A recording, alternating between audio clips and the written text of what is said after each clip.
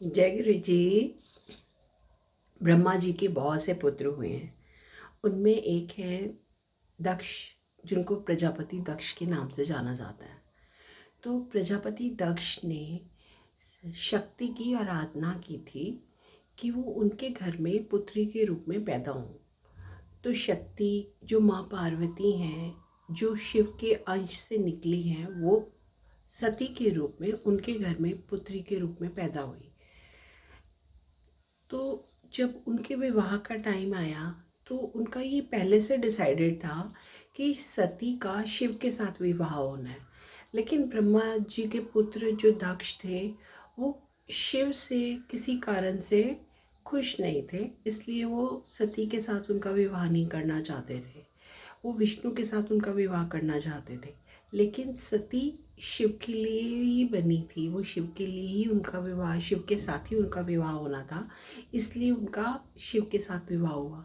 लेकिन शिव से अप्रसन्न होने के कारण एक बार दक्ष प्रजापति ने बहुत बड़ा यज्ञ किया, जिसके अंदर उसने सभी देवी देवताओं को बुलाया, ब्रह्मा जी को भी बुलाया, विष्णु जी को भी बुलाया, सभी जितने ऋषि मुनि गंधर्व किन्नर नाग सबको बुलाया। लेकिन सिर्फ शिव को और सती को नहीं इनवाइट भेजा, और ना ही उनका यज्ञ में भाग रखते हैं तो वो भी नहीं रखा।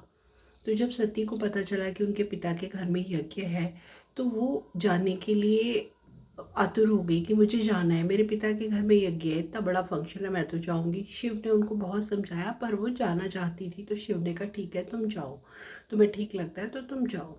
तो सती जब यहाँ पर अपने पिता के घर में आई तो वहाँ पर उसने शिव का भाग नहीं देखा, और उसने देखा कि उसके पिता भी उससे अच्छे से बात नहीं कर रहे, कोई भी उनको अच्छे से एंटरटेन नहीं कर रहा। तो उनको बड़ा गुस्सा आया। उन्होंने ये पूछा कि उन्होंने उनका क्यों नहीं रखा, भाग क्यों नहीं रखा, उन्हें क्यों नहीं इनवाइट किया। तो उन्होंने क्रुद्ध होकर बोला कि हमें उनके लिए कोई यहाँ पर ज़रूरत नहीं है। तो सती को बहुत गुस्सा आया और वो अपनी योग अग्नि के बल पर उनसे रुष्ट होकर उन्होंने अपने आप को समाधि ले ली, योग अग्नि से अपने आप में आत्मबल से समाधि ले ली। अब जब शिव को पता चला कि सती ने समाधि ले ली तो बहुत क्रोध हो गए, और उन्होंने अपनी जटा उखाड़ कर फेंक दी, जिससे वीरभद्र उत्पन्न हुए, और उन्होंने वीरभद्र को दक्ष के यज्ञ का विनाश करने के लिए भेज दिया।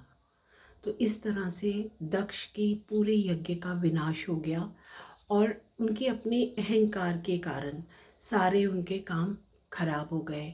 सती ने आत्मदाह कर लिया। आत्मदाह मतलब आत्मबल, योग बल के उस द्वारा अपनी समाधि की अवस्था को प्राप्त कर लिया।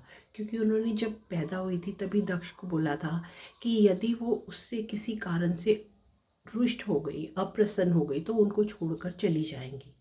तो ये शक्ति ने उन्हें पहले ही इस चीज़ के लिए सचेत किया था, लेकिन दक्ष वो भूल गए थे, जिसके करके शक्ति को जाना पड़ा और दक्ष को अपनी पुत्री को खोना पड़ा। तो हमें ना इन सब कहानियों से, इन सब चीज़ों से शिक्षा मिलती है कि अहंकार नहीं करना चाहिए और अपनी सोच समझ को ठीक रखना चाहिए, ताकि हम सही रास्ते पर चल सकें। Thank you Guru ji.